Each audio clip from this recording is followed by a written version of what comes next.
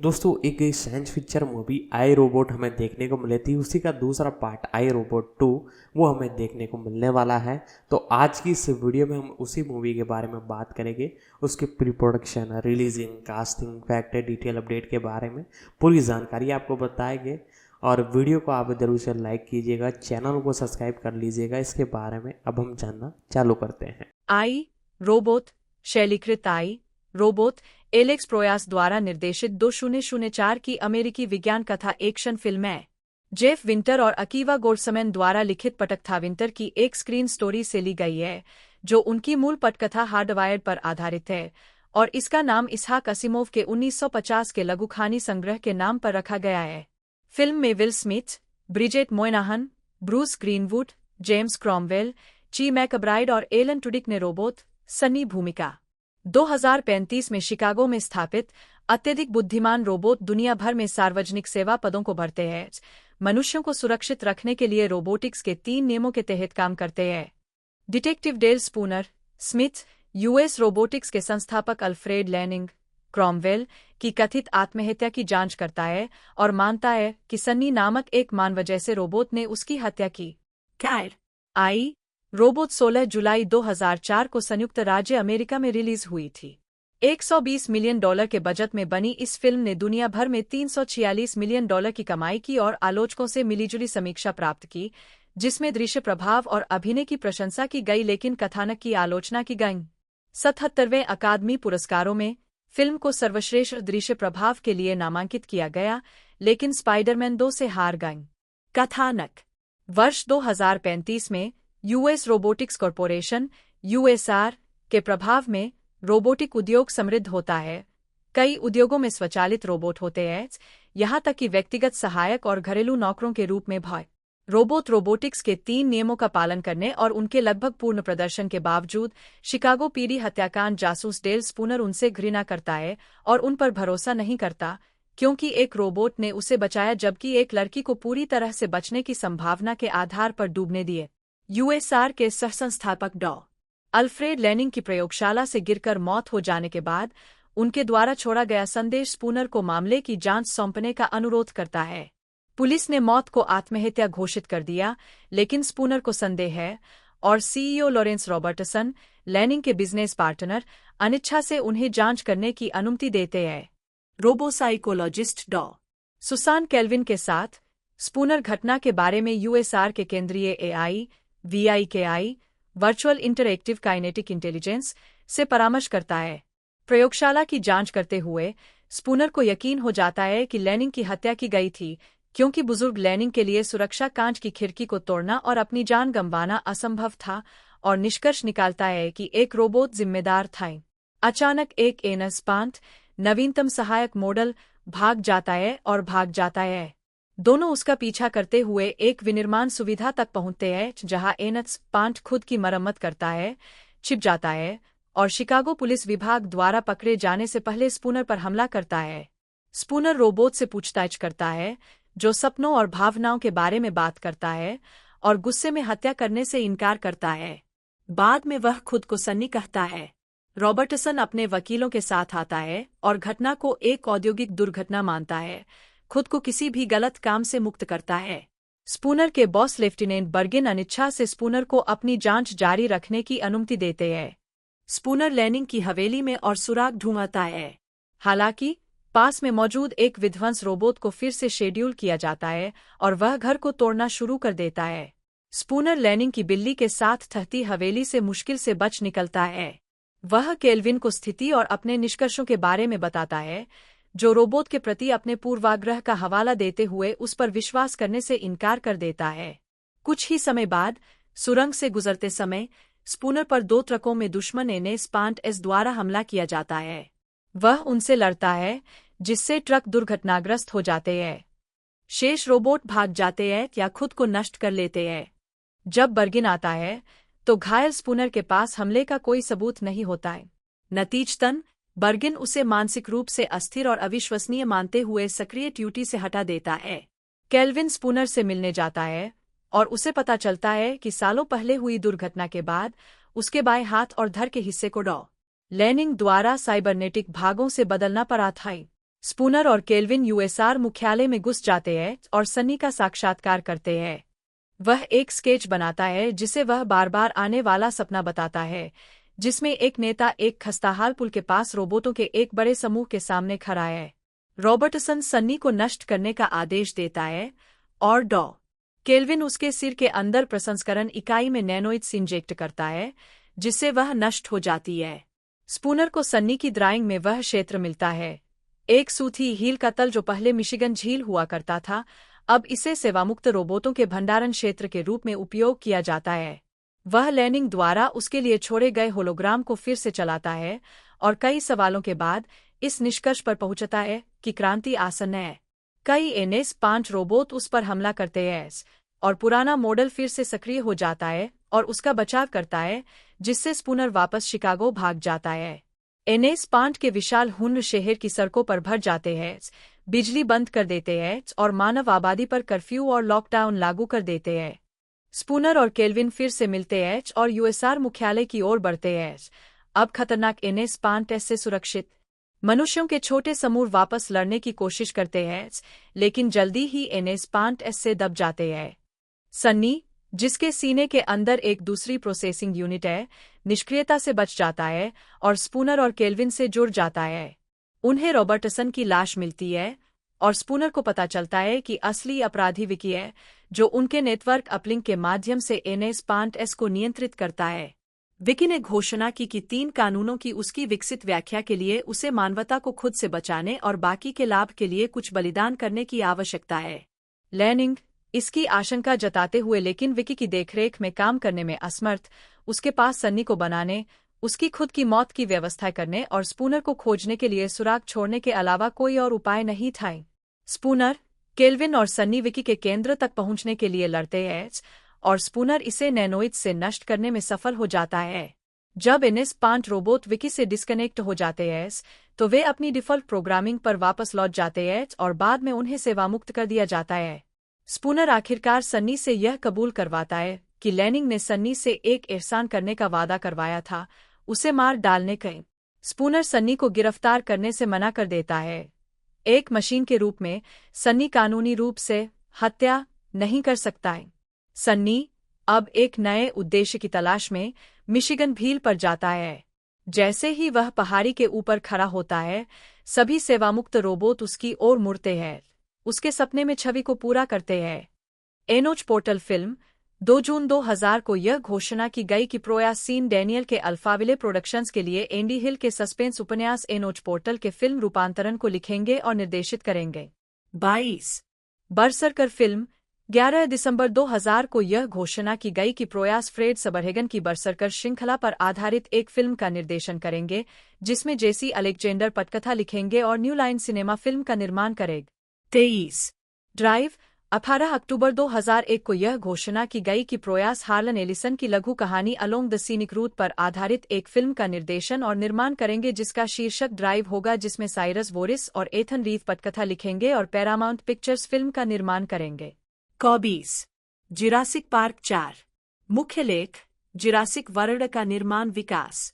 Dracula Untold FKA Dracula Year 0 10 जुलाई 2007 को यह घोषणा की गई कि प्रोयास यूनिवर्सल पिक्चर्स के लिए ड्रैकुला ईयर 0 का निर्देशन करेंगे, जिसमें मैट साजमा और बर्क शार्पलेस पटकथा लिखेंगे। 10 फरवरी 2012 को यह बताया गया कि गैरी शोर फिल्म की कमान संभालेंगे, क्योंकि प्रोयास और संभावित स्टार सैम वर्थिंगटन को इसके उच्च बजट के कारण परियोजना से जाने दिया गया था। 26 फिल्म को अंततः ड्रैकुला अनटोल्ड नाम दिया गया और 10 अक्टूबर 2014 को सिनेमाघरों में रिलीज किया गया।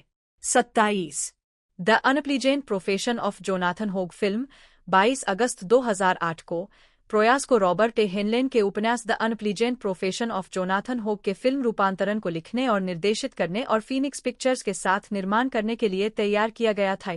28 10 अप्रैल 2012 को रेड ग्रेनाइट पिक्चर्स और जेम्स वेंडरबिल्ट के माइथोलॉजी एंटरटेनमेंट को फीनिक्स पिक्चर्स के साथ प्रोयास की फीचर फिल्म रूपांतरण का निर्माण करने के लिए तैयार किया गया था।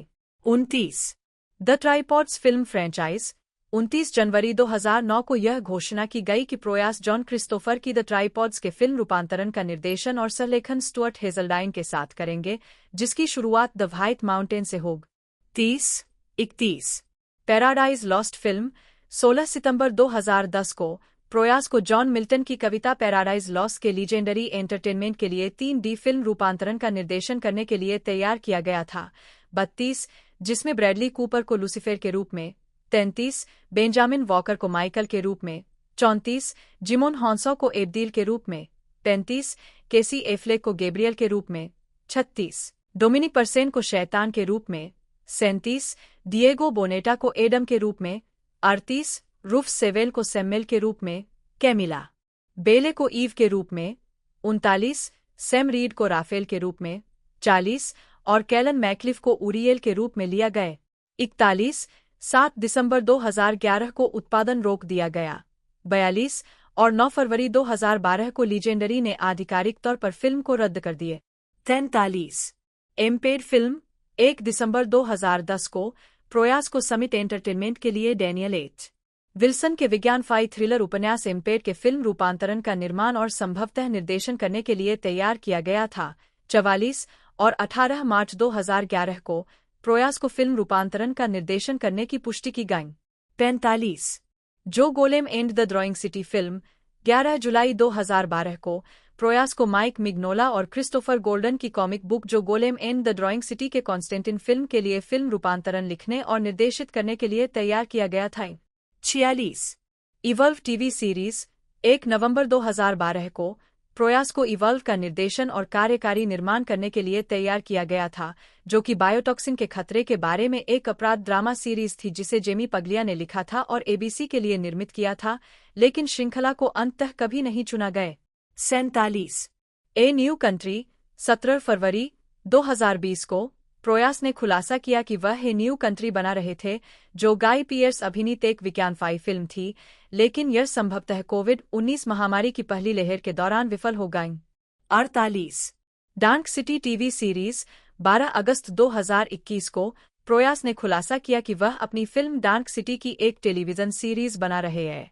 49 द किलर्स गेम 8 अगस्त 2004 को प्रयास कई निर्देशकों में से एक थे जिन्हें जे बोनांसिंगा के उपन्यास द किलर्स गेम के फिल्म रूपांतरण का निर्देशन करने की पेशकश की गई थी, लेकिन जे पेरी ने फीचर फिल्म रूपांतरण का निर्देशन किए। 50 फाउंडेशन 16 जनवरी 2009 को प्रयास को वार्नर ब्रदर्स पिक्चर्स के लिए एक अधिकार नीलामी में आइजैक असिमोव की फाउंडेशन पुस्तक श्रृंखला के फिल्म रूपांतरण का निर्देशन करने की पेशकश की गई थी, लेकिन रोलांड एमेरिच और कोलंबिया पिक्चर्स ने इसके बजाय अधिकार हासिल कर लिए। 51 जो समाप्त हो गया और अंततः एप्पल टीवी प्लस पर एक टेलीविजन श्रृंखला बन गई। 52 ए नाइटमेयर ऑन थर्म स्ट्रीट सीक्वल 14 फरवरी 2021 को प्रयास ने इंडी फिल्म हसल पर खुलासा किया कि उन्हें ए नाइटमेयर ऑन थर्म स्ट्रीट के सीक्वल का निर्देशन करने की पेशकश की गई थी, लेकिन उन्होंने इसे ठुकरा दिए। 53 व्यक्तिगत जीवन प्रयास लंबे समय से कलाकार कैथी लिंसले से विवाहित है, जिन्होंने उनकी पहली feature film Spirits of the Air Gremlins of the Clouds के कला विभाग में काम किया था। उन्होंने प्रयास द्वारा निर्मित या लिखित लघु फिल्मों और एनिमेशन पर विभिन्न क्षमताओं में भी काम किया है। उनकी फिल्म नोइंग के क्रेडिट में उनका आभार व्यक्त किया गया था। घालना विल स्मिथ ने डिटेक्टिव डेल स्पूनर की भूमिका निभाई है, जो रोबोट के खिलाफ पक्षपाती शिकागो पुलिस जासूस है। स्पूनर एक कार दुर्घटना में बुरी तरह घायल हो गया था और उसके शरीर के कुछ हिस्सों को रोबोट के हिस्सों से फिर से बनाया गया था। दुर्घटना के परिणामस्वरूप वह उत्तरजीवी के अपराध बोध से ग्रस्त है और दूसरी कार में बैठी युवती के बजाय उसे बचाने के लिए ठंडे और तार्किक रोबोट को दोषी ठहराता है। ब्रिजेट मोयनाहन डॉ सुसान केल्विन के रूप में यूएसआर में एक रोबोसाइकोलॉजिस्ट।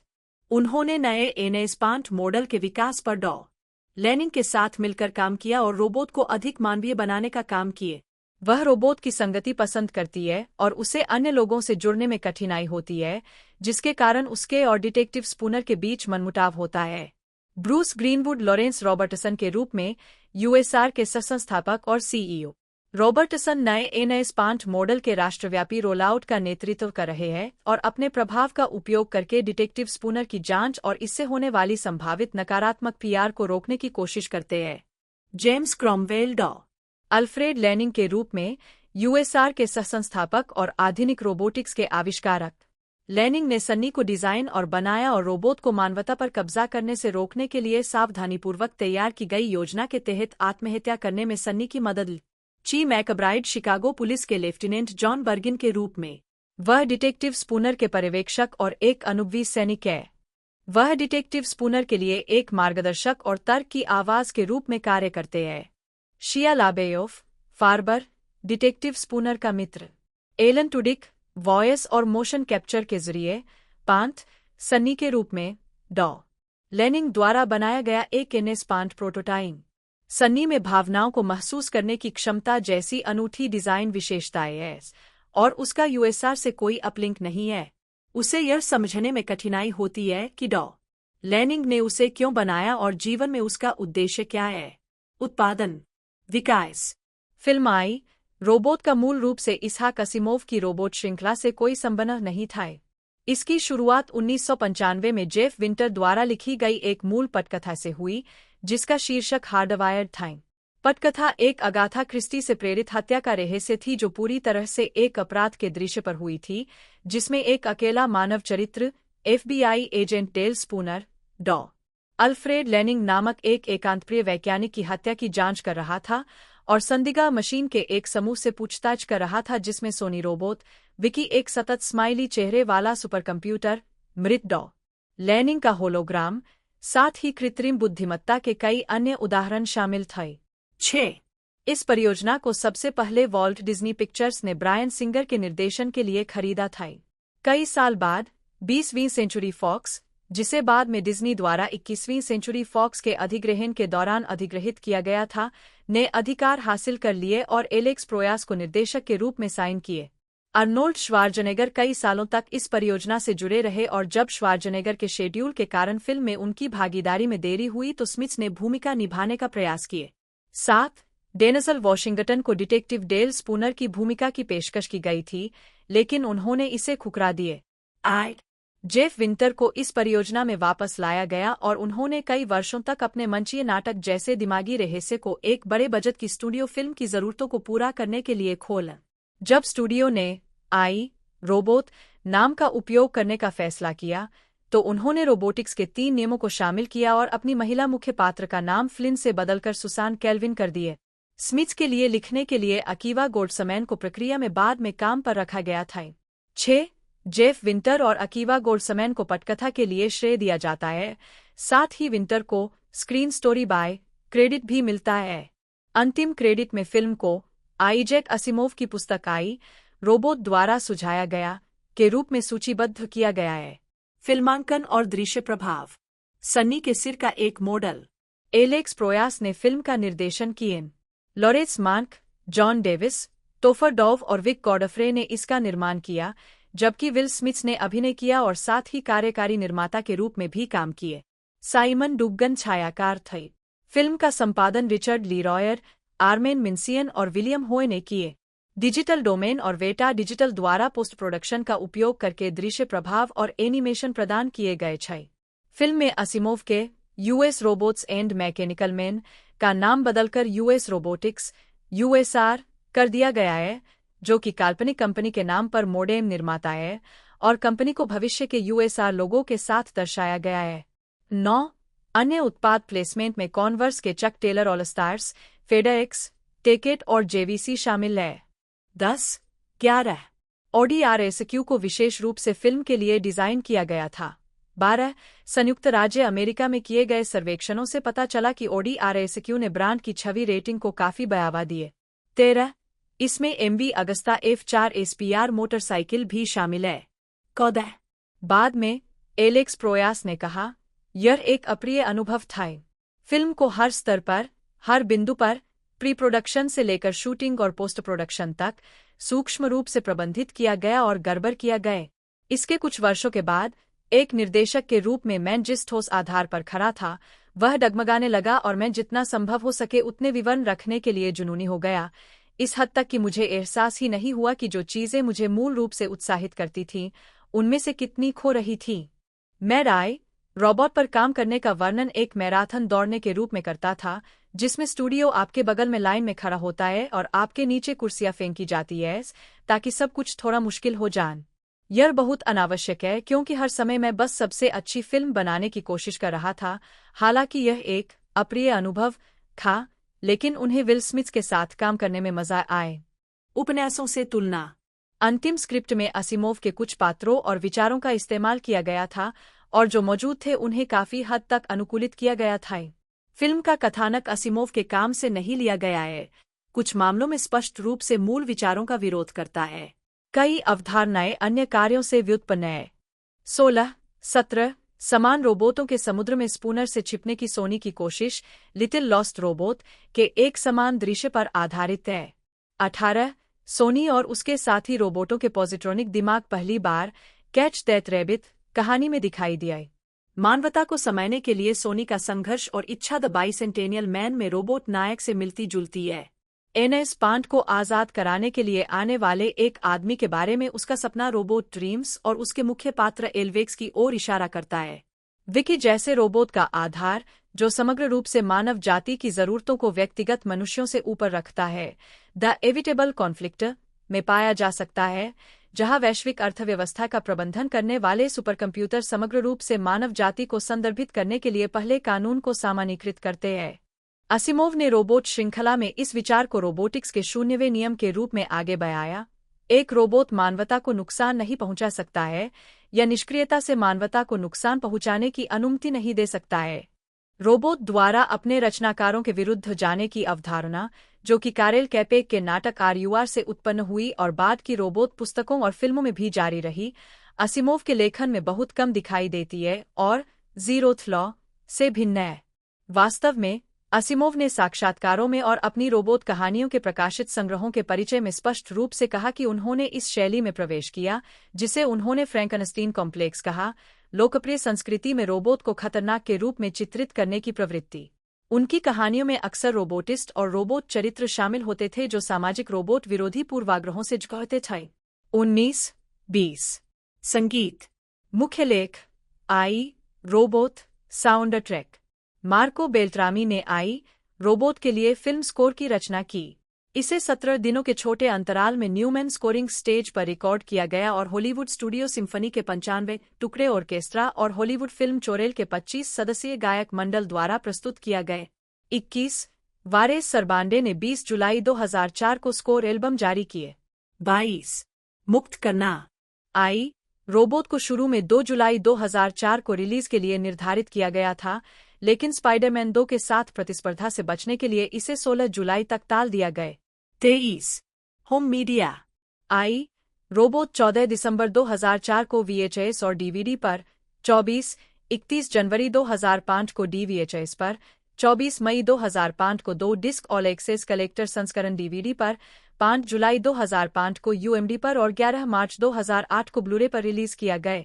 25 इसके अतिरिक्त फिल्म को 2D से 3D रूपांतरण प्राप्त हुआ, जिसे 23 अक्टूबर 2012 को ब्लूरे 3D पर रिलीज किया गया। 26 स्वागत बॉक्स ऑफिस। आई रोबोट 16 जुलाई 2004 को उत्तरी अमेरिका में रिलीज हुई और इसने अपने शुरुआती सप्ताहांत में $52.2 मिलियन कमाए, जो बॉक्स ऑफिस पर पहले स्थान पर रहा। इसने संयुक्त राज्य अमेरिका और कनाडा में $144.8 मिलियन और अन्य क्षेत्रों में $202.4 मिलियन की कमाई की, जिससे दुनिया भर में कुल $347.2 मिलियन की कमाई हुई, जबकि इसका उत्पादन बजट $120 मिलियन था। 3 यह 2004 की 11वीं सबसे ज्यादा कमाई करने वाली फिल्म थी। यह फिल्म 6 अगस्त 2004 को यूनाइटेड किंगडम में रिलीज हुई और उस सप्ताहांत देश के बॉक्स ऑफिस पर शीर्ष पर रही। 27 आलोचनात्मक प्रतिक्रिया।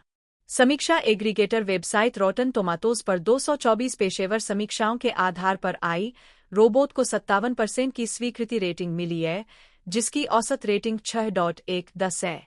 इसकी आलोचनात्मक सहमति कहती है, इसहाक असिमोव की लघु कहानियों से थोड़ी सी समानता रखते हुए आई रोबोट अभी भी एक ग्रीष्मकालीन ब्लॉकबस्टर है जो दर्शकों को सोचने पर मजबूर करती है, भले ही थोड़े समय के लिए ही क्यों न हो। 17 मेटाक्रिटिक, जो भारत औसत का उपयोग करता है, ने 38 आलोचकों के आधार पर आई रोबोट को 100 में से 59 का स्कोर दिया, जो मिश्रित या औसत समीक्षा दर्शाता है। 28 सिनेमास्कोर द्वारा सर्वेक्षण किए गए दर्शकों ने फिल्म को A+ से F पैमाने पर A का औसत ग्रेड दिए। 29, रिचर्ड रोपर ने फिल्म की सकारात्मक समीक्षा की और इसे एक शानदार, लगातार मनोरंजक रोमांचकारी सवारी कहा। 30, अर्बन सिनेफाइल ने इसे लंबे समय में सबसे मतलबी, मांसल, सबसे बढ़िया, सबसे आकर्षक और रोमांचक विज्ञान कथा फिल्म कहा। 31, एम्पायर से किम न्यूमैन ने कहा, इस गर्मी की तस्वीर में मांसपेशियों के साथ साथ दिमाग भी है। 32, वाशिंगटन पोस्ट के आलोचक डेसन थॉमस ने इसे रोमांचकारी मजा कहा। 33, IGN के जेफ ओटो सहित कई आलोचकों ने सोचा कि यह एक स्मार्ट एक्शन फिल्म थी। आई रोबोट अब तक की गर्मियों की सबसे अच्छी एक्शन फिल्म है। यह साबित करता है कि बड़े बजट की गर्मियों की ब्लॉकबस्टर में चलने के लिए आपको अपने दिमाग को अलग करने की जरूरत नहीं है। 31, एक मिश्रित समीक्षा में द न्यूयॉर्क टाइम्स के एओ स्कॉट ने महसूस किया कि यह एक अतिरंजित और असंगत अंत की ओर बढ़ते हुए कुछ दिलचस्प विचारों को शामिल करता है। 35, रोजर एबर्ट, जिन्होंने प्रयास की पिछली फिल्मों की बहुत प्रशंसा की थी, ने इसे एक नकारात्मक समीक्षा दी। कथानक सरल और निराशाजनक है और पीछा और एक्शन दृश्य विज्ञानफाई CGI शैली की फिल्मों के लिए बहुत सामान्य है। 36, USA टुडे की क्लाउडिया पुइग ने सोचा कि फिल्म का प्रदर्शन, कथानक और गति हार्डवायर्ड कास्ट की तरह ही यांत्रिक है। 37, वैरायटी के टॉड मैकार्थी ने इसे केवल कल्पना की विफलता कहा। अलेक्जेंडर प्रोयास बटा PRS बटा प्रोयस, जन्म 23 सितंबर 1963, एक ऑस्ट्रेलियाई फिल्म निर्देशक है। उन्हें the crow 1994, dark city 1998, I Robot 2004 और नोइंग 2009 फिल्मों के निर्देशन के लिए जाना जाता है। प्रारंभिक जीवन। अलेक्जेंडर प्रोयास का जन्म 23 सितंबर 1963 को अलेक्जेंड्रिया, तब संयुक्त अरब गणराज्य में और अब मिस्र में हुआ था। वे एक ग्रीक साइप्रस माँ और मिस्र के पिता के बेटे थे जिनके ग्रीक पूर्वज कई पीढ़ियों पहले मिस्र चले गए थे। 1, जब वह 3 साल का था तो परिवार ऑस्ट्रेलिया चला गया, जहां वह सिडनी के उपनगर वाटरलू में बड़ा हुआ। 2, वह एक आवासीय संपत्ति में बड़ा हुआ जहां मुख्य किराएदार साथी आप्रवासी और स्वदेशी ऑस्ट्रेलियाई थे, जिनके साथ वह एक आत्मीयता महसूस करता था क्योंकि वे सभी अक्सर श्वेत ऑस्ट्रेलियाई लोगों द्वारा नस्लवाद के अधीन थे। 1, 17 साल की उम्र में वह ऑस्ट्रेलियाई फिल्म, टेलीविजन और रेडियो स्कूल में शामिल हो गए और कुछ ही समय बाद संगीत वीडियो का निर्देशन शुरू कर दिए। 2, बाद में वह अपने करियर को आगे बढ़ाने के लिए लॉस एंजल्स चले गए, जहां उन्होंने MTV संगीत वीडियो और टीवी विज्ञापनों पर काम किए। 2, 3, आजीविका। प्रोयास की पहली फीचर फिल्म स्वतंत्र विज्ञान कथा thriller Spirits of the Air, Gremlins of the Clouds थी, जिसे 1988 में कॉस्ट्यूम डिजाइन और प्रोडक्शन डिजाइन के लिए 2 ऑस्ट्रेलियाई फिल्म संस्थान पुरस्कारों के लिए नामांकित किया गया था। 4, और जिसने 1990 के Yubari international fantastic film festival में एक विशेष पुरस्कार जीता था। 5, इसके बाद प्रोयास ने 1994 की superhero sports thriller the crow का निर्देशन किया, जिसमें ब्रैंडन ली ने मुख्य भूमिका निभाई। 31 मार्च 1993 को फिल्म के पूरा होने से केवल 8 दिन पहले फिल्मांकन के दौरान एक दुर्घटना में ली की मौत हो गई थी। ली की मृत्यु के बाद प्रोयास और उनके निर्माताओं ने फिल्म को पूरा करने का फैसला किया, स्क्रिप्ट को आंशिक रूप से फिर से लिखा और शेष दृश्यों को फिल्माने के लिए स्टंट डबल और विशेष प्रभावों का उपयोग किए। 6, द क्रो मई 1994 में रिलीज हुई और यह बॉक्स ऑफिस और आलोचनात्मक सफलता थी। 7, इसके बाद प्रोयास ने 1998 की science fiction thriller dark city लिखी, निर्देशित और निर्मित की, जिसे सकारात्मक आलोचनात्मक स्वागत मिला और कई पुरस्कार जीते। 8, लेकिन यह एक व्यावसायिक निराशा थी। 2004 में उन्होंने विल स्मिथ अभिनीत आई रोबोट का निर्देशन किया, जो कि आइजैक असिमोव लघु कहानी संकलन आई रोबोट द्वारा सुझाई गई एक विज्ञान कथा फिल्म थी और मिश्रित समीक्षाओं के बावजूद बॉक्स ऑफिस पर सफल रही। प्रोयास की अगली फिल्म, निकोलस केज अभिनीत थ्रिलर नोइंग, का निर्माण मार्च 2008 में मेलबर्न में शुरू हुआ और मार्च 2009 में उत्तरी अमेरिका में प्रदर्शित किया गया। 10, प्रोयास ने गॉडेस ऑफ इजिप्ट का निर्देशन किया, जिसमें निकोलज कोस्टरवाल्डो ने अभिनय किया और मैट साजामा और बर्क शार्पलेस ने सहलेखन किए। 2016 में रिलीज होने पर फिल्म की आलोचना की गई। 11, और बॉक्स ऑफिस पर धमाका हुआ। 2019 में प्रोयास ने सिडनी में द हेरेटिक फाउंडेशन नाम से एक प्रोडक्शन कंपनी की स्थापना की। 2021 में प्रोयास ने घोषणा की कि वह यूट्यूब के विकल्प के रूप में स्वतंत्र फिल्म निर्माताओं के लिए विडिवर्स नामक एक नया वीडियो प्लेटफॉर्म विकसित कर रहे हैं। 3. 2024 में प्रोयास ने RUR का फिल्मांकन शुरू किया, जो कि कारेल कैपेक के इसी नाम के नाटक का संगीत में रूपांतरण है। 12. 13. अधूरी परियोजनाएं। Casper the Friendly Ghost film. Proyas को शुरू में कैस्पर द फ्रेंडली घोस्ट के फिल्म रूपांतरण का निर्देशन करने के लिए जोड़ा गया था, लेकिन 28 नवंबर 1993 को ब्रैंडन ली की गोली लगने के बाद प्रोयास ने द क्रो को खत्म करने के लिए फिल्म छोड़ दी। 26 अक्टूबर 2008 को प्रोयास ने स्वीकार किया कि पटकथा को उनकी पसंद के अनुसार दोबारा नहीं लिखा गया था। 15 फिल्म का निर्देशन अंततः ब्रैड सिल्बरलिंग ने किए। 16 17 the mask of the red death film. 7 मई 1999 को यह घोषणा की गई कि प्रोयास एडगर एलन पो की कहानी the mask of the red death के मध्ययुगीन फंतासी फिल्म रूपांतरण का निर्देशन करेंगे, जिसमें प्रोयास और स्टुअर्ट हेजेल्डिन एक डर्टी डोजेन-एस्क स्क्रीनप्ले लिखेंगे। 18 और फॉक्स 2000 के लिए जूली कॉर्मन और एंड्रयू मेसन के साथ निर्माण करेंगे। 19 राइजेन। 7 मई 1999 को यह घोषणा की गई कि प्रोयास राइजेन का निर्देशन करेंगे, जो यूनिवर्सल पिक्चर्स के लिए प्रोयास और स्टुअर्ट हेजेल्डिन द्वारा लिखित एक हॉरर थ्रिलर है। 19 यह अज्ञात है कि क्या प्रोयास ने स्क्रिप्ट को संशोधित करके सिस्टर डार्कनेस बनाए। 20 शीर्षकहीन समयात्रा फिल्म।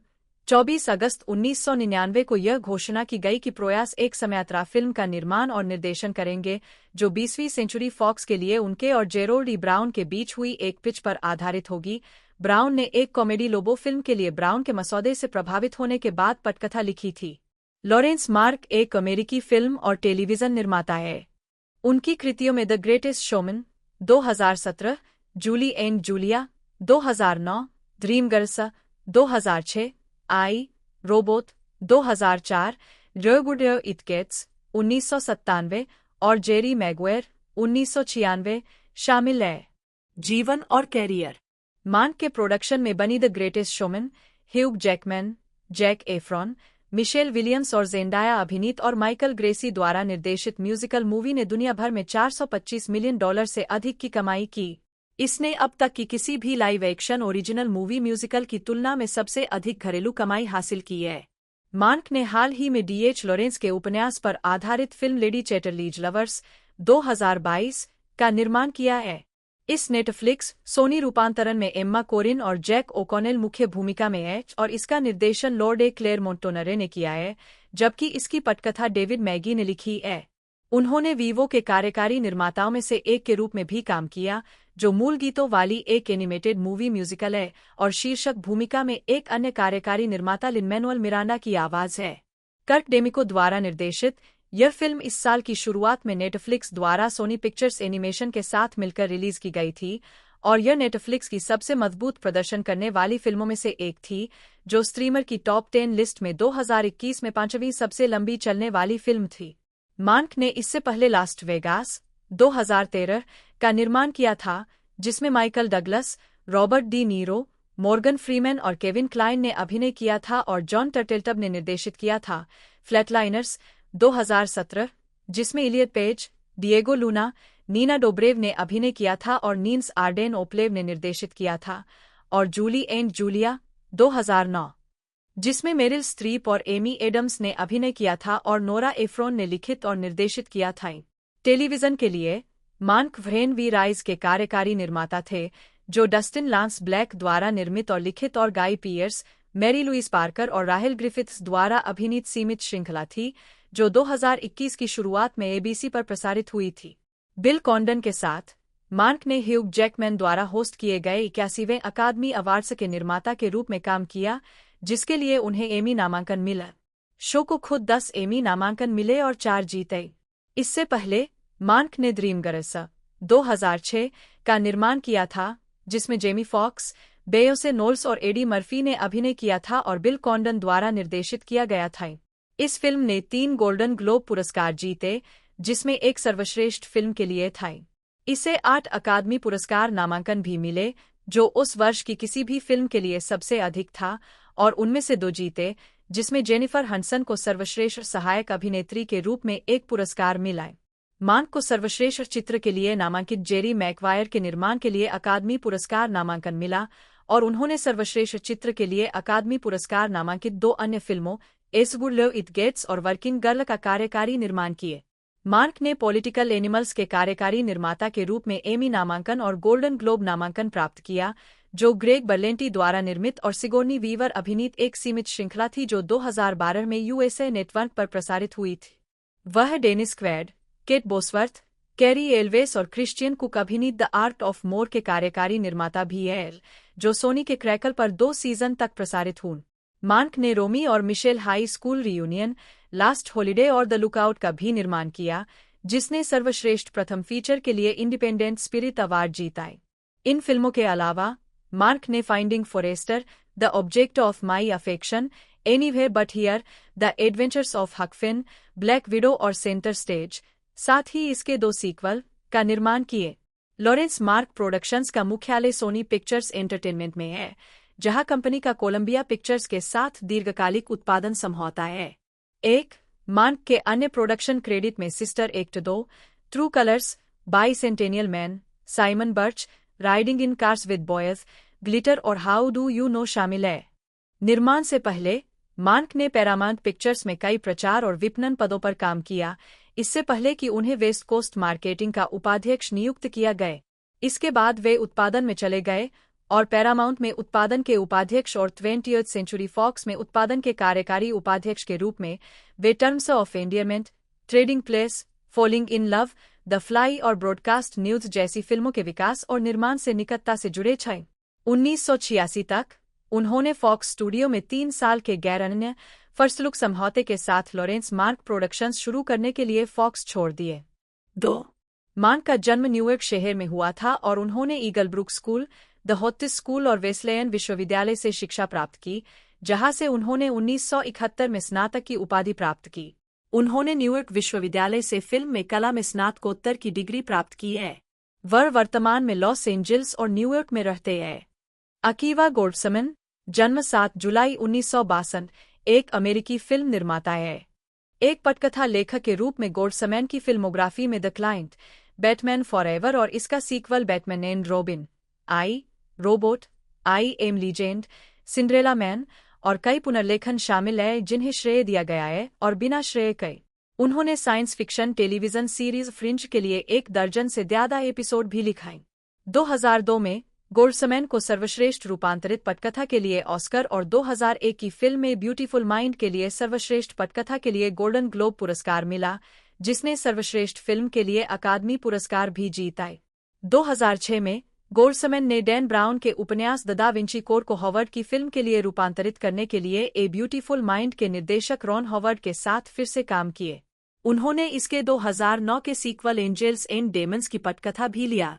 गोल्डसमैन को DC Comics TV serial Titans और Paramount Plus serial Star Trek Picard के सविकास के लिए भी जाना जाता है, जो Star Trek the Next Generation और स्टार ट्रेक नेमेसिस की अगली कड़ी है। वह Star Trek Strange New Worlds के सहनिर्माता भी है, जो Star Trek the Original Series का प्रीक्वल है। प्रारंभिक जीवन। गोल्डसमैन का जन्म न्यूयॉर्क शहर में यहूदी माता पिता के घर हुआ था और उनका पालन पोषण ब्रुकलिन हाइट्स में हुआ था। उनके माता पिता टेव गोल्डसमैन और मीरा रोकेनबर्ग दोनों ही क्लिनिकल चाइल्ड साइकोलॉजिस्ट थे, जो भावनात्मक रूप से परेशान बच्चों के लिए एक समूह गृह चलाते थे। उन्होंने ब्रुकलिन हाइट्स में ही सेंट एन स्कूल से स्नातक की उपाधि प्राप्त की, जहां उन्होंने कई दोस्त बनाए जिनके साथ उन्होंने बाद में मनोरंजन उद्योग में काम किए। उन्होंने वेस्लेयन विश्वविद्यालय से स्नातक की डिग्री प्राप्त की और न्यूयॉर्क विश्वविद्यालय में स्नातक कथा लेखन कार्यक्रम में भाग लिए। आजीविका। गोल्डसमैन की वार्नर ब्रदर्स में वीड रोड पिक्चर्स नाम से एक प्रोडक्शन कंपनी है। 2. उन्होंने लेखक निर्देशक पीटर बर्ग की Universal Pictures feature Lone Survivor का निर्माण किया, जो मार्कस लुथरेल की पुस्तक Lone Survivor the eyewitness account of Operation Redwing and the Lost Heroes of SEAL Team 10 पर आधारित है। यह 2005 के अफगानिस्तान में लुथरेल की नेवी सील टीम की कहानी बताती है, जो एक आतंकवादी नेता को मारने के मिशन पर है। इसमें Mark Wahlberg, Emile Hirsch, Ben Foster और टेलर कित्सच ने अभिनय किया था और यह 2013 में रिलीज हुई थी। 3. गोल्डस्मैन ने अपने फीचर फिल्म निर्देशन की शुरुआत विंटर टेल के साथ की, जो मार्क हेलप्रिन के उपन्यास का फिल्म रूपांतरण है, जिसमें Colin Farrell, Russell Crowe, Jessica Brown Findlay, Jennifer Connelly, Will Smith और विलियम हर्ट ने अभिनय किया है। इसे 14 फरवरी 2014 को रिलीज किया गया था। उन्होंने फ्रैंक ग्रिलो की प्रमुख भूमिका वाली हॉरर थ्रिलर फिल्म स्टेफनी 2017 का भी निर्देशन किया था। 6 उन्होंने 4 अगस्त 2017 को रिलीज हुई स्टीफन किंग की द डार्क टॉवर सीरीज के फिल्म रूपांतरण का संलेखन और निर्माण किया, जो गोल्डस्मैन की एपोथोसिस के बाद की फिल्मों में से एक। 7 जून 2015 में पैरामाउंट पिक्चर्स ने घोषणा की कि गोल्डस्मैन हैस्ब्रो की ट्रांसफॉर्मर्स फ्रेंचाइजी से अलग एक मल्टीफिल्म सिनेमैटिक यूनिवर्स बनाने के लिए लेखकों और फिल्म निर्माताओं की एक टीम का नेतृत्व करेंगे। 2017 में उनकी वीड रोड कंपनी को पैरामाउंट के साथ अनुबंधित किया गया था।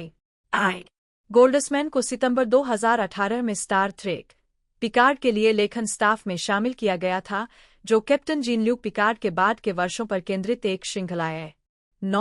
2020 में उन्हें Paramount Plus series Star Trek Strange New Worlds के निर्माता और सहश्रोता के रूप में साइन किया गया था। 2008 में गोल्डस्मैन फॉक्स हॉरर बटा मिस्ट्री सीरीज फ्रिंज के पहले सीजन क्रू में लेखक, निर्देशक और सलाहकार निर्माता के रूप में शामिल हुए। गोल्डस्मैन द्वारा निर्देशित और लिखा गया पहला एपिसोड बैड ड्रीम्स था। 10-11 अपने 5वें सीजन में गोल्डस्मैन सलाहकार निर्माता बने रहे। जिन एपिसोड में उन्होंने योगदान दिया उनमें शामिल है आइजैक असिमोव बटा ZMB बटा AZ इमव B.C. 2 जनवरी 1920 6 अप्रैल 1992 एक अमेरिकी लेखक और बोस्टन विश्वविद्यालय में जैव रसायन के प्रोफेसर थे। अपने जीवनकाल के दौरान असिमोव को रॉबर्ट ए हेनलेन और आर्थर सी क्लार्क के साथ बिग 3 विज्ञान कथा लेखकों में से एक माना जाता था। एक विपुल लेखक, उन्होंने 500 से अधिक पुस्तकों को लिखा या संपादित किए। उन्होंने अनुमानित 90,000 पत्र और पोस्टकार्ड भी लिखे। अपने कठिन विज्ञान कथाओं के लिए जाने जाने वाले असिमोव ने रहस्य और फंतासी के साथ साथ लोकप्रिय विज्ञान और अन्य गैरकाल्पनिक साहित्य भी लिखा है। असिमोव का सबसे प्रसिद्ध काम फाउंडेशन सीरीज है 3, जिसकी पहली 3 पुस्तकों ने 1966 में सर्वश्रेष्ठ ऑल टाइम सीरियल के लिए एक बार का ह्यूगो पुरस्कार जीता। उनकी अन्य प्रमुख सीरीज गैलेक्टिक एम्पायर सीरीज और रोबोट सीरीज है। गैलेक्टिक एम्पायर उपन्यास फाउंडेशन सीरीज के समान ही काल्पनिक ब्रह्मांड के बहुत पहले के इतिहास में से तय। बाद में फाउंडेशन और अर्थ 1986 के साथ उन्होंने इस दूर के भविष्य को रोबोट सीरीज से जोड़ा, जिससे उनके कामों के लिए एक एकीकृत भविष्य का इतिहास बन पांक। उन्होंने 380 से अधिक लघु कथाएं भी लिखीं, जिनमें सामाजिक विज्ञान कथा उपन्यास नाइटफॉल भी शामिल है, जिसे 1961 में science fiction writers of America द्वारा सभी समय की सर्वश्रेष्ठ लघु विज्ञान कथा कहानी के रूप में चुना गया था। असिमोव ने पेन नाम पॉल फ्रेंच का उपयोग करके किशोर विज्ञान कथा उपन्यासों की लकी स्टार श्रृंखला लिया। 6 उनकी ज्यादातर लोकप्रिय विज्ञान पुस्तकें अवधारणाओं को ऐतिहासिक तरीके से समझाती है, जहां तक संभव हो उस समय तक जाती है जब संबंधित विज्ञान अपने सरलतम चरण में था। उदाहरणों में गाइड टू साइंस 3 खंडों वाली अंडरस्टैंडिंग फिजिक्स और Asimov's Chronology of Science and Discovery शामिल है। उन्होंने कई अन्य वैज्ञानिक और गैरवैज्ञानिक विषयों पर लिखा, जैसे कि रसायन विज्ञान, खगोल विज्ञान, गणित, इतिहास, बाइबिल व्याख्या और साहित्यिक आलोचना। वह अमेरिकी मानवतावादी एसोसिएशन के अध्यक्ष थे। 7 उनके सम्मान में कई संस्थाओं का नाम रखा गया है, जिनमें क्षुद्रग्रह 5020 असिमोव, 8 मंगल ग्रह पर एक ग्रह, 9-10 एक ब्रुकलिन प्राथमिक विद्यालय, 11 होंडा का ह्यूमनॉइड रोबोट असिमोव, 12 और 4 साहित्यिक पुरस्कार शामिल है। उपनाम 3 बहुत ही सरल अंग्रेजी शब्द हैं, एस, हिम और ऑफ। इन्हें इस तरह से एक साथ रखें, एस हिम ऑफ, और इसे सामान्य तरीके से कहें। अब 2 एथ को छोड़ दें और इसे फिर से कहें और आपको असिमोव मिल जाएगा। असिमोव 1979 13 असिमोव का पारिवारिक नाम ओजिमी खलेब, ओजिमीज खलेब के पहले भाग से निकला है, जिसका अर्थ है शीतकालीन अनाज, विशेष रूप से राई, जिससे उनके परदादा निपटते थे, जिसमें रूसी उपनाम के अंत में ऑव जोड़ा गया है। 14 सिरिलिक वर्णमाला में अजीमोव को लिखा जाता है। 1 जब परिवार 1923 में संयुक्त राज्य अमेरिका पहुंचा और उनके नाम को लैटिन वर्णमाला में लिखा जाना था, तो असीमोव के पिता ने इसे एस के साथ लिखा, यह मानते हुए कि इस अक्षर का उच्चारण जेड, जैसा कि जर्मन में है, की तरह होता है, और इस तरह यह असीमोव बन गए। 1 इसने बाद में असीमोव की एक लघु कहानी Spell My Name with an S को प्रेरित किए। 15 असीमोव ने छद्म नाम के रूप में अधिक सामान्य नाम का उपयोग करने के शुरुआती सुझावों को अस्वीकार कर दिया। उनका मानना था कि इसकी पहचान उनके करियर में मदद करेगी। प्रसिद्ध होने के बाद वे अक्सर ऐसे पाठकों से मिलते थे जो मानते थे कि आइजैक असीमोव एक सामान्य नाम वाले लेखक द्वारा बनाया गया एक विशिष्ट छद्म नाम था। जिंदगी, प्रारंभिक जीवन। असीमोव का जन्म पेट्रोविची, रूसी एसएफएसआर में हुआ था। 4 अक्टूबर 1919 और 2 जनवरी 1920 के बीच एक अज्ञात तिथि पर असीमोव ने अपना जन्मदिन 2 जनवरी को मनाए। असीमोव के माता पिता रूसी यहूदी थे, अन्ना राहेल नी बर्मन और यहूदा असीमोव, जो एक मिलर के बेटे थे। 18 उनका नाम उनकी मां के पिता इसहाक बर्मन के नाम पर इसहाक रखा गया था। 19 असीमोव ने अपने पिता के बारे में लिखा, मेरे पिता एक रूढ़िवादी यहूदी के रूप में अपनी सारी शिक्षा के बावजूद अपने दिल में रूढ़िवादी नहीं थे। उन्होंने कहा कि उन्होंने हर कार्य के लिए निर्धारित असंख्य प्रार्थनाओं का पाठ नहीं किया और उन्होंने मुझे उन्हें सिखाने का कभी कोई प्रयास नहीं किया। 20 1921 में असीमोव और पेट्रोविची के 16 अन्य बच्चों को डबल निमोनिया हो गए। केवल असीमोव बच गए। 21 उनके 2 छोटे भाई बहन थे, एक बहन मार्सिया जन्ममान्या 22 17 जून 1922, 2 अप्रैल 2011, 23 और एक भाई स्टेनली 25 जुलाई 1929, 16 अगस्त 1995, जो न्यूज़डे के उपाध्यक्ष बने। 25 असीमोव का परिवार आरएमएस बाल्टिक पर लिवरपूल के माध्यम से संयुक्त राज्य अमेरिका की यात्रा करके 3 फरवरी 1923 को पहुंचा। 26 जब वह 3 साल का था। उनके माता पिता उनसे यिडिश और अंग्रेजी में बात करते थे। उन्होंने कभी रूसी नहीं सीखी। उनके माता पिता इसे एक गुप्त भाषा के रूप में प्रयोग करते थे जब वे निजी तौर पर कुछ चर्चा करना चाहते थे जिसे मेरे बड़े कान नहीं सुन सकते थे। 28 न्यूयॉर्क के ब्रुकलिन में पले बढ़े असीमोव ने 5 साल की उम्र में खुद को पढ़ना सिखाया और बाद में अपनी बहन को भी पढ़ना सिखाया, जिससे वह दूसरी कक्षा में स्कूल में प्रवेश ले सकी। 29 उनकी मां ने उनका जन्म 7 सितंबर 1919 को होने का दावा करके उन्हें 1 साल पहले पहली कक्षा में दाखिल करा दिए। 31 तीसरी कक्षा में उन्हें त्रुटि के बारे में पता चला। 33 अमेरिका में स्थापित होने के बाद उनके माता पिता के पास कैंडी स्टोर की एक श्रृंखला थी जिसमें परिवार के सभी सदस्यों से काम करने की अपेक्षा की जाती थी। कैंडी स्टोर में अखबार और पत्रिकाएं बेची जाती थीं, जिसे असीमोव ने लिखित शब्द के प्रति अपने आजीवन प्रेम में एक प्रमुख प्रभाव के रूप में श्रेय दिया, क्योंकि इसने उन्हें एक बच्चे के रूप में नई पठन सामग्री, पल्प साइंस फिक्शन पत्रिकाओं सहित की एक अनंत आपूर्ति प्रदान की। 34 जिसे वह अन्यथा वहन नहीं कर सकते थे। असीमोव ने 9 साल की उम्र में विज्ञान कथाएं पढ़ना शुरू किया। उस समय यह शैली अधिक विज्ञान केंद्रित होती जा रही थी। 35 असीमोव अपने प्रारंभिक वर्षों के दौरान ब्रुकलिन पब्लिक लाइब्रेरी के भी लगातार संरक्षक थे। 36 शिक्षा और कैरियर। असीमोव ने 5 साल की उम्र से ही न्यूयॉर्क शहर के पब्लिक स्कूलों में पढ़ाई की, जिसमें ब्रुकलिन का बॉयज हाई स्कूल भी शामिल है। 37 15 साल की उम्र में स्नातक होने के बाद उन्होंने सेठ लो जूनियर कॉलेज में छात्रवृत्ति स्वीकार करने से पहले कई दिनों तक सिटी कॉलेज ऑफ न्यूयॉर्क में पढ़ाई की। यह डाउनटाउन ब्रुकलिन में कोलंबिया विश्वविद्यालय की एक शाखा थी जिसे कुछ अकादमिक रूप से योग्य यहूदी और इतालवी अमेरिकी छात्रों को शामिल करने के लिए डिजाइन किया गया था, जिन्होंने अधिक प्रतिष्ठित कोलंबिया कॉलेज में आवेदन किया था, लेकिन उस समय आमतौर पर अलिखित जातीय प्रवेश कोटा पार कर गए थे। मूल रूप से एक प्राणीशास्त्र प्रमुख, असीमोव ने अपने पहले सेमेस्टर के बाद रसायन विज्ञान में बदलाव किया क्योंकि उन्हें गली बिल्ली का विच्छेदन पसंद नहीं था। 1936 में सेठ लो जूनियर कॉलेज बंद होने के बाद असीमोव ने 1939 में कोलंबिया के मोनिंगसाइड हाइट्स कैंपस, बाद में Columbia University School of General Studies में अपनी बैचलर ऑफ साइंस की डिग्री पूरी की। 1983 में Dr Robert Pollack, Columbia College के डीन, 1982 से 1989 ने असिमोव को कोलंबिया कॉलेज से मानद डॉक्टरेट की उपाधि प्रदान की, जिसके बाद असिमोव को कॉलेज की तैराकी की आवश्यकता को पूरा करने के लिए पानी की एक बाल्टी में अपना पैर रखना पड़ा। 39 मेडिकल स्कूलों द्वारा 2 बार खारिज किए जाने के बाद असिमोव ने 1939 में कोलंबिया में रसायन विज्ञान में स्नातक कार्यक्रम के लिए आवेदन किया। शुरू में उन्हें खारिज कर दिया गया और फिर केवल परिवीक्षा के आधार पर स्वीकार किया गया। 40 उन्होंने 1941 में रसायन विज्ञान में मास्टर ऑफ आर्ट्स की डिग्री पूरी की और 1948 में रसायन विज्ञान में डॉक्टर ऑफ फिलॉसफी की डिग्री हासिल की। 45 अपने रसायन विज्ञान के अध्ययन के दौरान उन्होंने फ्रेंच और जर्मन भी सीखा।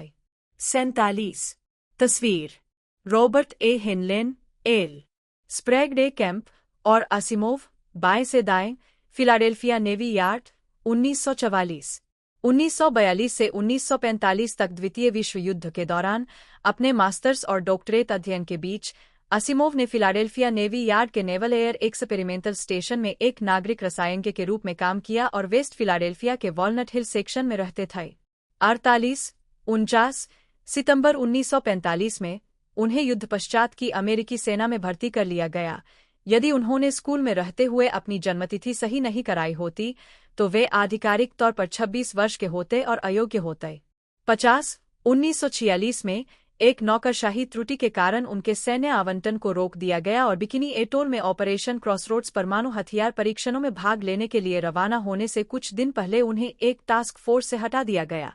रॉबर्ट एल्डरफील्ड के साथ डॉक्टरेट और एक पोस्ट डॉक्टरल वर्ष पूरा करने के बाद 53 असिमोव को Boston university School of medicine में बायोकेमिस्ट्री के एसोसिएट प्रोफेसर के पद की पेशकश की गई थी। यह काफी हद तक बोस्टन विश्वविद्यालय में बायोकेमिस्ट्री के पूर्व एसोसिएट प्रोफेसर विलियम बॉयर के साथ उनके वर्षों के पत्राचार के कारण था, जिन्होंने शुरुआत में असिमोव से उनकी कहानी नाइटफॉल की प्रशंसा करने के लिए संपर्क किया था। 55 इम्यूनोकेमिस्ट्री के प्रोफेसर के रूप में पदोन्नति प्राप्त करने पर बॉयर असिमोव के पास पहुंचे और उनसे उनका प्रतिस्थापन करने का अनुरोध किए। प्रोफेसरशिप की शुरुआती पेशकश वापस ले ली गई और असिमोव को इसके बजाय बायोकेमिस्ट्री के प्रशिक्षक के पद की पेशकश की गई, जिसे उन्होंने स्वीकार कर लिए।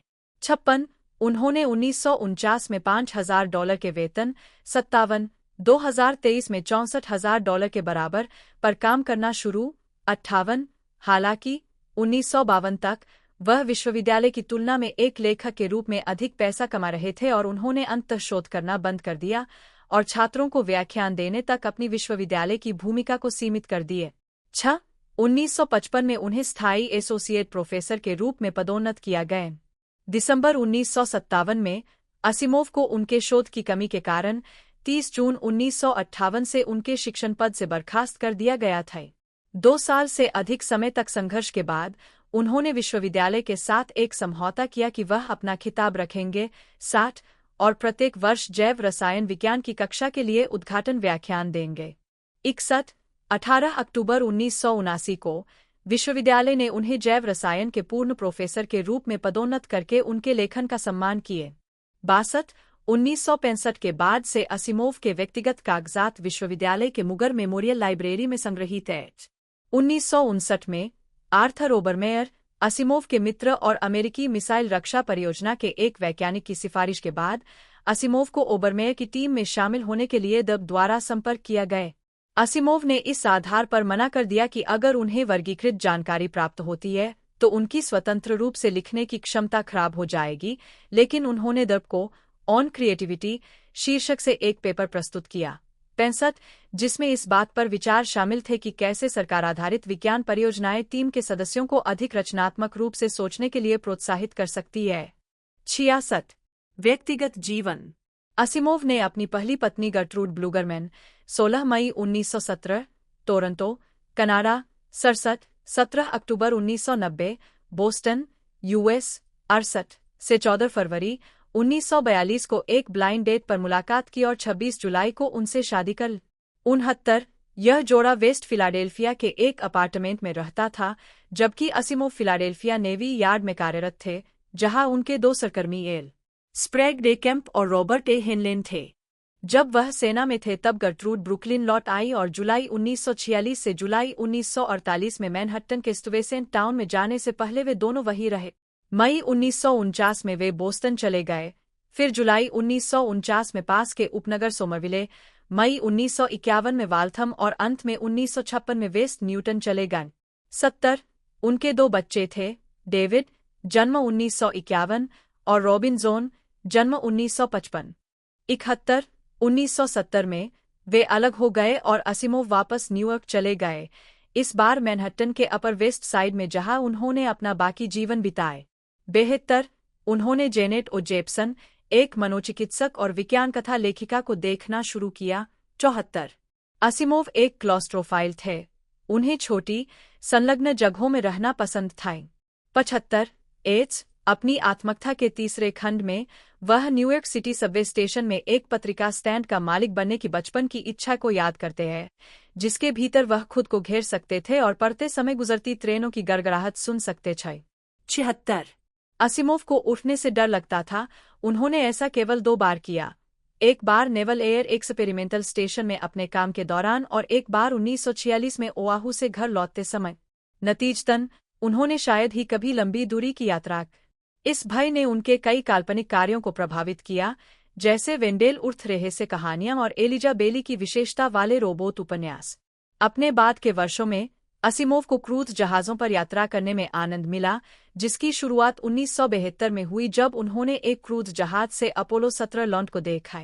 77 कई क्रूज पर वे मनोरंजन कार्यक्रम का हिस्सा थे, क्वीन एलिजाबेथ II जैसे जहाज़ों पर विज्ञान थीम वाली बातचीत देते थे। 78 वे जून 1974 में एसएस फ्रांस पर इंग्लैंड गए, असिमोव अपनी दूसरी पत्नी जेनेट के साथ। वे मेरे चेहरे की एक स्थायी विशेषता बन गए और अब उन शुरुआती तस्वीरों पर विश्वास करना मुश्किल है जिनमें मुझे बिना मूंछों के दिखाया गया है। 82 फोटो जे.के. क्लेन असिमोव शराब नहीं पीते थे। 83 वह एक योग्य सार्वजनिक वक्ता थे और उन्हें नियमित रूप से अपने विशिष्ट न्यूयॉर्क लहजे में विज्ञान के बारे में बात करने के लिए आमंत्रित किया जाता था। उन्होंने कई विज्ञान कथा सम्मेलनों में भाग लिया जहां वे मिलनसार और मिलनसार थे। 78 उन्होंने धैर्यपूर्वक हजारों सवालों और अन्य मेल का पोस्टकार्ड के साथ जवाब दिया और ऑटोग्राफ देने में प्रसन्न थे।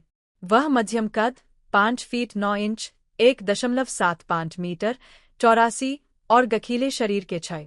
अपने बाद के वर्षों में उन्होंने मटन चॉप साइडबर्न की एक विशिष्ट शैली अपनाई।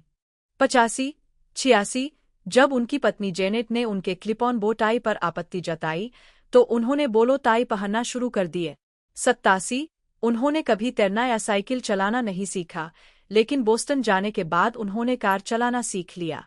असिमोव की व्यापक रुचियों में बाद के वर्षों में गिलबर्ट और सुलिवन के कॉमिक ओपेरा को समर्पित संगठनों में उनकी भागीदारी शामिल थी। 78 उनकी कई लघु कहानियों में गिलबर्ट और सुलिवन का उल्लेख या उद्धरण है। 89 way the baker street irregulars के एक प्रमुख सदस्य थे, जो कि प्रमुख शर्लक होम्स सोसाइटी थी। 78 जिसके लिए उन्होंने एक निबंध लिखा था जिसमें तर्क दिया गया था कि प्रोफेसर मोरियार्टी के काम the Dynamics of an Asteroid में एक प्राचीन सभ्य ग्रह का जानबूझकर विनाश शामिल था। वे केवल पुरुषों के साहित्यिक भोज क्लब ट्रैपडोर स्पाइडर के सदस्य भी थे, जो उनके रहस्य सुलझाने वालों के काल्पनिक समूह ब्लैक विडोवर्स का आधार बना। 1984 में अमेरिकन ह्यूमनिस्ट एसोसिएशन आहा ने उन्हें वर्ष का मानवतावादी नामित किए। वे मानवतावादी घोषणापत्र के हस्ताक्षरकर्ताओं में से एक थे। 93 1985 से 1992 में अपनी मृत्यु तक उन्होंने आहा के मानद अध्यक्ष के रूप में कार्य किया और उनके मित्र और साथी लेखक कर्ट वोंगुत ने उनका स्थान लिए। वे स्टार ट्रेक के निर्माता जीन रोडेनबेरी के भी करीबी दोस्त थे और उन्होंने प्रोडक्शन के दौरान अपनी सलाह के लिए star Trek the motion picture पर विशेष विज्ञान सलाहकार के रूप में स्क्रीन क्रेडिट अर्जित किए। 94 असिमोव पैरानॉर्मल के दावों की वैज्ञानिक जांच समिति CSICOP अब संशयवादी जांच समिति के संस्थापक सदस्य थे। 95 और उन्हें इसके संशयवादियों के समूह में सूचीबद्ध किया गया है। 96 CSICOP की स्थापना के बारे में CSICON 2016 में जेम्स रैंडी के साथ एक चर्चा में केंड्रिक फ्रेजियर ने कहा कि असिमोव संशयवादी आंदोलन में एक प्रमुख व्यक्ति थे, जो आज कम प्रसिद्ध और प्रशंसित है, लेकिन उस समय वे लोगों की नज़र में बहुत ज्यादा थे। उन्होंने कहा कि असिमोव के CSICOP से जुड़े होने से उनकी नज़र में इसे बहुत अधिक दर्जा और अधिकार मिला। 97 13 असिमोव ने कार्ल सागन को उन 2 लोगों में से एक बताया जिनसे वे कभी मिले थे, जिनकी बुद्धि उनसे बेहतर थी। उन्होंने दावा किया कि दूसरे व्यक्ति कंप्यूटर वैज्ञानिक और कृत्रिम बुद्धिमत्ता विशेषज्ञ मार्विन मिन्स्की थे। 98 असिमोव मेंसा इंटरनेशनल के एक औनैत सदस्य और मानद उपाध्यक्ष थे, हालांकि अनिच्छा से। 99 उन्होंने उस संगठन के कुछ सदस्यों को दिमाग पर गर्व करने वाले और अपने आईक्यू के बारे में आक्रामक के रूप में वर्णित किए। 100 1969 में अपने पिता की मृत्यु के बाद असिमोव ने ब्रैंडिस विश्वविद्यालय में जुड़ार असिमोव छात्रवृत्ति कोष में प्रतिवर्ष योगदान दिए। 103 2006 में उन्हें न्यूयॉर्क के कार्नेगी कॉरपोरेशन द्वारा ग्रेट इमिग्रेंट्स अवार्ड के विजेताओं की पहली श्रेणी में नामित किया गया था। 104 बीमारी और मृत्यु। 1977 में असिमोव को दिल का दौरा पड़। दिसंबर 1983 में एनवायू मेडिकल सेंटर में उनकी ट्रिपल बाईपास सर्जरी हुई, जिसके दौरान उन्हें रक्त आधान से एचआईवी हो गए। 105 उनकी एचआईवी स्थिति को इस चिंता से गुप्त रखा गया था कि एड्स विरोधी पूर्वाग्रह उनके परिवार के सदस्यों तक फैल सकता है। 106 6 अप्रैल 1992 को मैनहट्टन में उनकी मृत्यु हो गई और उनका अंतिम संस्कार किया गया। 107 मौत का कारण हृदय और गुर्दे की विफलता बताया गया था। 108 109 110 असिमोव की मृत्यु के 10 साल बाद जेनेट और रोबिन असिमोव इस बात पर सहमत हुए कि एचआईवी की कहानी सार्वजनिक की जानी चाहिए। जेनेट ने उनकी आत्मकथा It's Been a Good Life के अपने संस्करण में इसका खुलासा किए। 105 110 106 111 रेखन। अपने बारे में एकमात्र ऐसी बात जिसे मैं इतना गंभीर मानता हूं कि मनोविश्लेषणात्मक उपचार की आवश्यकता है, वह है लिखने की मेरी मजबूरी। इसका मतलब है कि मेरे लिए सुखद समय का मतलब है अपने अटारी में जाना, अपने इलेक्ट्रिक टाइपराइटर पर बैठना, जैसा कि मैं अभी कर रहा हूं, और टाइप करना, शब्दों को अपनी आंखों के सामने जादू की तरह आकार लेते देखना। तो दोस्तों ये 7 जुलाई 2004 को एक तरह से विलेज थिएटर में रिलीज़ होते हुए देखने को मिलती है। वर्ल्ड वाइड इसे रिलीज़ किया गया था, मैं आपको बताऊं तो 16 जुलाई 2004 को। 115 मिनट रनिंग लाइन थी। बजट की बात की जाए तो 120 मिलियन का बजट था और बाकी 300 लगभग 350 मिलियन इसका बॉक्स ऑफिस कलेक्शन रहा था। बाकी मैंने पूरी डिटेल आपको बता दी है। वीडियो को जरूर से लाइक कर दीजिएगा, चैनल को सब्सक्राइब कर दीजिएगा, बेल आइकन दबा कर इसे ऑल पर सेट कर दीजिएगा ताकि हमारी जो अपकमिंग वीडियोज़ है वो आप तक पहुंचते रहें। तो वीडियो को जरूर से लाइक कीजिएगा। मिलते हैं दोस्तों अगले वीडियो में।